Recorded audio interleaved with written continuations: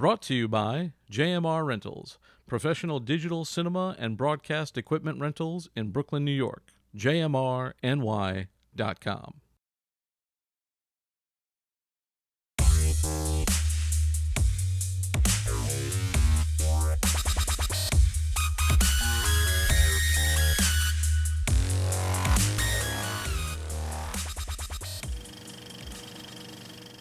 Hello and welcome to No Rest for the Weekend. I'm Jason Godbey, and this is Origin Stories, where we present up-and-coming talents in the world of entertainment, uncensored and in their own words. On this episode, we present two talented performers, Aislinn Evans and Kevin Rivera. My name is Kevin Rivera. I'm a b-boy / dancer, actor, and I was born and raised in the Bronx. Honestly, when I first started dancing at 16, I didn't really see a vision. I just felt like this could be like a path that I would never look back at it and be ungrateful for it. Because I remember when I first started, I hated it. I was a lazy kid. I didn't want to get up and just dance. And I started taking it serious at 18, and it took me to LA, Hollywood Showcase, and that really opened up my mind and it helped me think about that could be my future. I can do a lot with this. Yeah, after graduating high school, I got into a little bit of acting, a little background work. I did little commercials here and there with dancing, and then I got into acting. I did my first short film, and I was like, oh wow, I'm starting to really love it. And New York is full of just, it never sleeps. You know, the city never sleeps. It's just so much going on and so many opportunities here. You never know what can happen. I remember when I first started dancing, it was always go to school, to the trains. Go to school, go to the trains. And then I was kind of almost in the brink of dropping out of high school or transferring. But thank God I got my high school diploma, and between 19 and 20, I took everything serious. I went to auditions by myself, even if it's bullshit auditions. I gotta start somewhere. This is exactly when I knew that, you know what, I can make a living out of this. There was a little bit of struggles going on here and there with my family, and I was always the one to help pay the bills, pay the rent. But acting, I merged into that route, and it just took me to places I'd never been that really helped me. And that's when I knew right there and there, I'm gonna take this serious. It could be something for my future and my career. I signed up to casting networks, Actors Access. I'm always auditioning, especially now. All the time is self-tapes, Zoom, sometimes in person, but most of the time I'm just training myself mentally, physically for acting, dancing, especially singing as well. Starting to really get into that more. Really trying to better my craft for myself, be better than I was yesterday.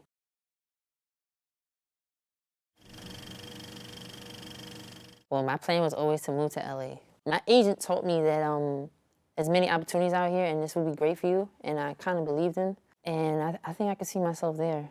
Who knows, probably being not a big star, but a working actor. Because, New York is a struggle.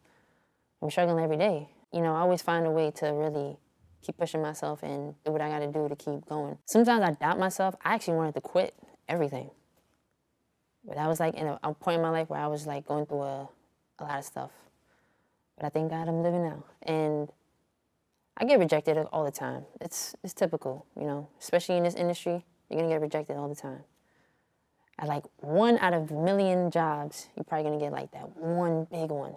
You never know. And that right there can really help you. Even if you get rejected, I see it as an experience. You learn from it, and you keep pushing yourself and just take all the notes that you use there and just keep pushing forward.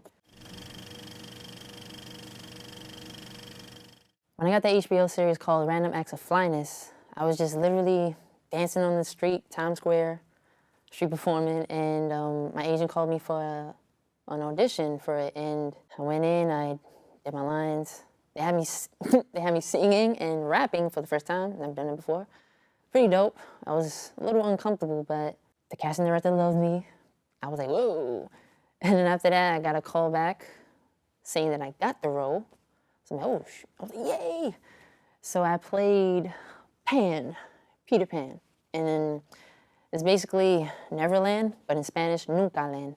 It was so dope. They had me singing in Spanish. They had me singing, rapping, had us in the studio. That was such a fun, I believe, when I say that's my favorite, it's my favorite project I've ever done thus far. To be honest with you, after this role, I thought that this would open up a lot of opportunities. I worked so hard, I auditioned so hard, but I didn't get nothing, but it wasn't It wasn't like as bad as, everyone thinks it is. Like my friends were telling me, oh, no, it's fine, it's okay. I feel like sometimes I wasn't really, I got maybe too excited and thought that, oh yeah, this is it. And I wasn't really like giving my all. So especially all these auditions, I had so many big auditions after this role. So it was like, my mindset wasn't there. At that time, I didn't take acting classes. So I had the skills, but at the same time, I needed more skills. I needed to know what am I doing wrong? So I took more acting classes, and I've gotten a couple of roles. I see like independent films, short films.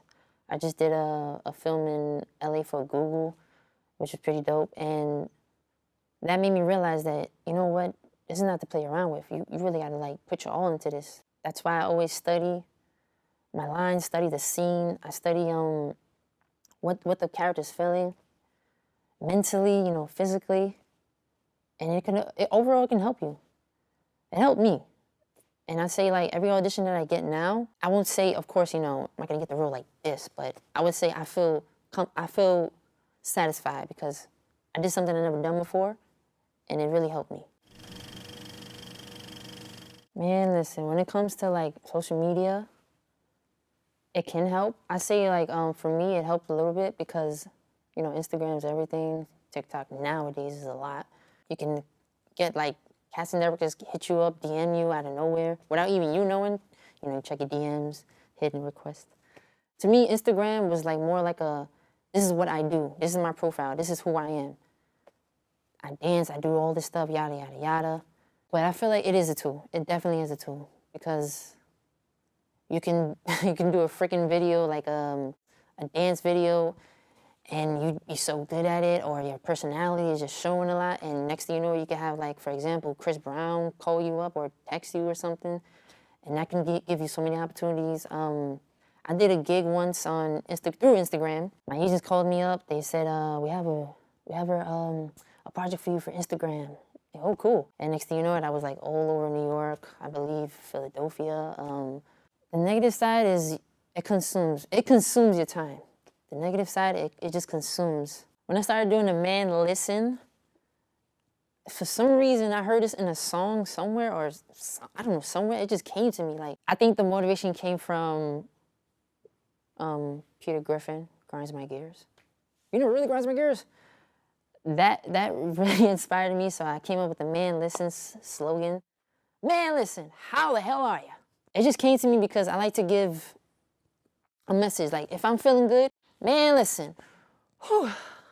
I'm just trying to give my energy to whoever else needs it. Because I'm happy, let me share it with the world. Why not? This might help people. Because I've seen a lot of people go through a lot of stuff, and especially through Instagram, they're always wearing masks. Careful what you see, because some people believe in Instagram more than believe in reality. And I see that a lot. When it comes to Man Listen, I use that as like, if I see somebody's having a bad day or going through some stuff, like family, friends, or whatever, sometimes I get people, in my DM, yo, you funny, man. You made me laugh. You made my day. I love to hear that. I'm going to feel happy, and I'm going to share that happiness with everybody else. Why not? I love to see people, tell me things like that, because that makes me think that, yeah, you can be happy too. If you're going through some things, you'll be fine. Just find your way. If anybody out there who's coming to New York, who's trying to make it here, or wherever you at, coming here could be a struggle. It could be a hustle. You can come from like, let's say like from riches or to like poor place, or you never had anything. You come here, your life might change, yeah. Especially if you want to be a performer, be prepared. Do not be a little punk ass, because New York is full of tough people. We are tough people. It might be a bitch here and there, but if you know what you want, keep going for it. You might have some ups and downs, but if you find your way through it, you'll be fine. Because at the end of the day, we own this together. We gotta help each other out. But in New York, it's full of competition. That's one thing I hate. I respect it, I get it, but at the same time, you gotta be in competition with yourself. That's the way I see it. Like, for example, I was doing a couple of dance moves, and I did this move wrong. Next thing you know it, I'm gonna do it today. Dang, I did good. I did great. What the hell you did that yesterday, Kevin? I don't know. but you did good. I look at you I look at you yesterday and think just, you better today. Let's keep going like that. I'm Aislinn Evans. I am an actress, model, and content creator, and I'm originally from New Hampshire. So I kind of always had a draw to New York. Even when I was growing up, I grew up dancing, and that was like the main goal. But even when I decided that I eventually wanted to transition more into the acting and modeling side, New York was still just the place to be. There was something about it, the energy. And when I moved here, I was a little worried that it was going to like burst my bubble of the idea of what New York was, but when I got here, New York has lived up to everything that I always wanted it to be, which I'm very, very thankful for. There's just something about the energy. I will wake up, I try to wake up pretty early, I go to the gym, I then sit down and I'll answer so many emails. They will range anywhere from castings to people reaching out to me to actually book me. A lot of the time it's a lot of brand deals. There's so much back and forth with that. So I'll usually answer emails for a while, and then depending on the day, I will either be filming either content for my social media, self-tapes, things like that, and then I will either be applying to castings, editing that material, or on days where I actually have gigs, I'll have to get dressed, get ready, go into the city. Honestly, my day can look anywhere between I have nothing really planned to I have every single minute of the day planned out. I try to stick with my to-do lists, but I feel like I have to-do lists of to-do lists. I have to say that I feel like I'm pretty lucky that I grew up in the classical ballet world, because that gave me such a thick skin from the very beginning, because teachers can nitpick on the slightest thing and there is such high discipline that I got used to not taking things personally from a very young age, because I find that I need to really make sure that I'm not taking anything personally. I mean, sometimes I don't even know why I'm not getting cast. Sometimes they will tell me, hey, you were perfect. It was down to you and one other person. We happened to go with the other person, but we'd love to work with you in the future. And I try to specifically grasp onto that optimistic side of, wow, they really liked me. They really want to work with me. Instead of focusing on the, I didn't get it. Like I didn't get the job. What am I supposed, it's so easy to slip into that negative state. I really actively try to always find that positive and that, honestly, compliment that you can find out of those interactions. I feel like I am constantly battling two voices inside my head. One is like, you are amazing, you're so talented, you got this, you're gonna go far, like you have so much potential. And then the other voice is going, who do you think you are? Like, who do you think you are to be trying to accomplish these incredible things? Like, there's so many other people out there who are way more talented than you. So I have to really try to keep that in check. Sometimes when that self-doubt is a little louder than I would like, I try to ask myself, okay, do I need to sleep? Do I need to eat? Do I need to take a shower? Usually it's those things. It's like, okay, maybe I need to take a little moment for myself. I can also meditate. I feel like meditating really centers me and gives me a better perspective on the whole thing, because it's so easy for me to get tunnel vision. Feels like sometimes I will get tunnel vision where I'm just focused on this next goal and I feel like I'm behind because I haven't reached that goal. But then as soon as I reach that goal, I'm focused on the next one because I was already behind. And so now I haven't even given myself time to appreciate the fact that I hit that goal because I'm too focused on the fact that I feel like I'm behind. And so sometimes I need to take those blinders off and take a step back and look and go, hey, I've actually done a lot. And I'm just so focused on continuing moving forward that I don't even see the fact that I've made it so far.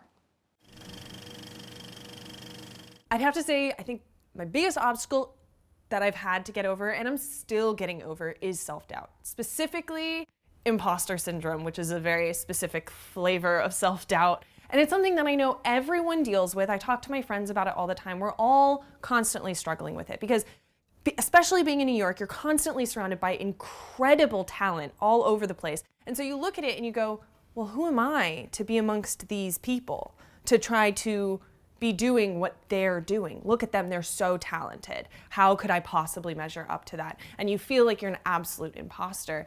And the truth is that that's a lie. And I even know that deep down, but it's so difficult to move past that. And I constantly have to remind myself to get out of my own way. If I get out of my own way, great things can happen. And sometimes there have been a few elements in my life that I've just realized I'm in my own way.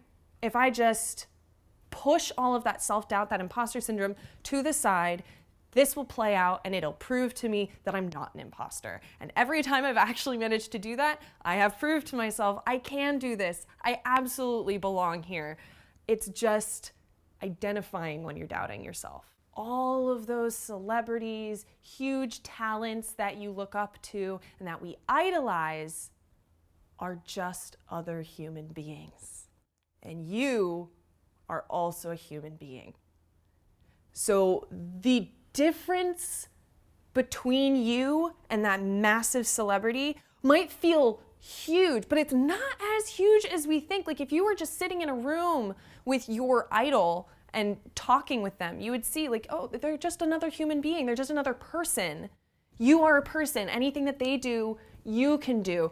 There's work ethic, there's talent, but if you hone those, you have all the same tools as they do. There's this element that I've started realizing, honestly, through like watching documentaries of these famous people that I look up to, and you see these behind the scenes, and you're like, they're just like me. They're just like me.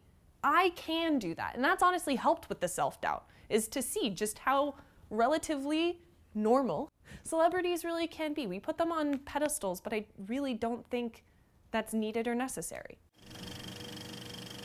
Social media is definitely a double-edged sword, but I sit on the side of it is one of the greatest tools for creators, for artists, anyone who wants to make something, honestly, anyone. It is the best tool anyone can be using because it gives me the power to be creating content, to be showing my talent, to get in front of people without having to get past the gatekeepers first. Because if I think back to, what the industry looked like before the internet even existed, if I wanted to get a gig, I would have to get an agent to sign off on me. I'd have to get that agent to then find people who would be interested in working with me, get the casting director to okay me, to even just get my first job, to even get in front of people's eyes in the first place. With social media, I can get past all of that, and through that, I have created an entire career based off of being a freelancer. I have worked with some agents. I've been able to book some incredible gigs because of my use of social media, because people are then able to find me, to book me for projects because of my online presence. And I think every single actor can be taking advantage of that. If you don't want to, you don't have to. I enjoy it. I enjoy the content creation side. It means that I can get creative. I kind of have my own control. And then again, it gets me out in front of people where I can then work on other projects. For example, I am going to be starting a big budget web series where I'm a main reoccurring character, and they found me because they found me on the internet first. So the other side of the sword here with social media is that, one, it is always hungry. You need to be constantly creating content, constantly, in order to feed that machine that is just churning out content, which can be very draining. The other side of it, you get lots of hate on the internet. I have received lots of hate comments, so many inappropriate messages from strange men. It can be very uncomfortable, but similar to the taking rejection side, I just have a thick skin and I just don't let it affect me personally. If someone says something negative to me, especially on TikTok, because that's where a majority of the hate comes, to be completely honest, but if anyone ever says anything negative to me, I take it as, wow, I actually kind of feel bad for you because your life exists of putting out hate onto other people that you don't know on social media. Like, what must be going on in your life to find you in this position? That's sad to me. over a year ago now, I started calling out men who said incredibly inappropriate things to me in my DMs, and I start calling them out publicly. And the point behind it is, one, to make a little bit of some comedy out of it. One, to take the narrative back, and also to create this dialogue about this. Be like, hey, this isn't okay, and this is why it's not okay. Let's have a discussion about it. And I have, through sharing that, had so many people come forward and be like, wow, you deal with this constantly. This is crazy. I had no idea. And I'm like, this is not just me. This is any woman who exists in the internet. If you knew of somebody who wanted to come here and do the acting thing, like, what would you tell them? Can I swear? Am I allowed to swear? I would tell them to fucking do it. Go for it. Whatever your biggest dreams are, reach for them and go for them. Do not heed any sort of criticism you're getting, even from your family, from your friends. Just because they don't dream as big as you do, that doesn't mean you can't dream big. Go for it, because you only have one life. So it's right now that you're going to either reach for this opportunity or not. And later on in life, I certainly never want to sit back and go, you know, I wish I had reached for those big dreams that I have, because now I'm sitting here wishing that I had accomplished them. But I just never did it. And it's never too late to start is the other thing. But if you want to do it now, do it, because what is holding you back? Be cringe. As I've heard some people say that. If other people are cringing at your ambition, let them cringe. And that's all the time we have for today. Thanks so much for taking this trip down the rabbit hole. For more of our content, visit our website, norestfortheweekendpodcast.com. Don't forget to subscribe on your favorite podcast app and on YouTube. youtube.com/getbehindtherabbit. I'd like to thank Aislinn Evans, Kevin Rivera, and our sponsor, JMR Rentals. For Behind the Rabbit Productions, I'm Jason Godbey. Thanks for joining us. We'll see you next time.